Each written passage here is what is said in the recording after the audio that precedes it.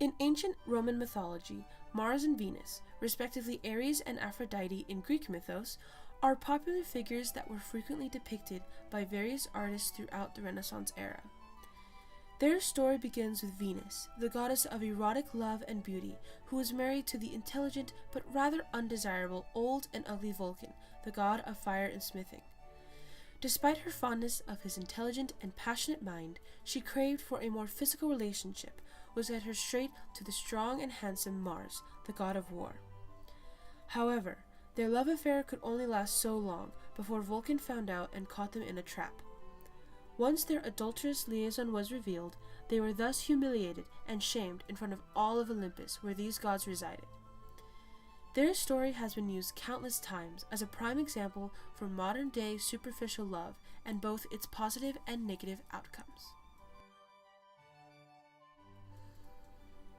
This first painting we're going to be looking at is one titled The Return from War, Mars Disarmed by Venus. This piece was created approximately between the years of 1610 and 1612 by Peter Paul Rubens in collaboration with John Bruegel the Elder, as they were close and had worked on many pieces together. Rubens primarily worked on the bodily figures within the painting, while Bruegel worked more closely on the background structures and figures within the display. According to the Getty website, the painting demonstrates, quote, Rubens' robust figural style and Bruegel's intricate still life details, unquote, which can clearly be seen in the figures of Mars and Venus and in the armor and weapons strewn about the scene. The iconography of this work depicts Mars coming back from battle as Venus, along with Cupid, remove his armor. This all occurs while Mars stares off with Venus's alluring gaze upon him. Mars's 1,000-yard stare displays how he feels little to no emotional attraction or investment, while Venus looks at him lovingly. This shows their conflict of interest in their love affair, with Venus desiring a more passionate and loving relationship, while Mars is disinterested and mostly values Venus purely from a sexual disposition. The other painting we are looking at is titled Mars, Venus, and Cupid by Titian. Titian was a Venetian artist who was popular for his portraiture and mythological depictions, as well as his style in the use of light and textures.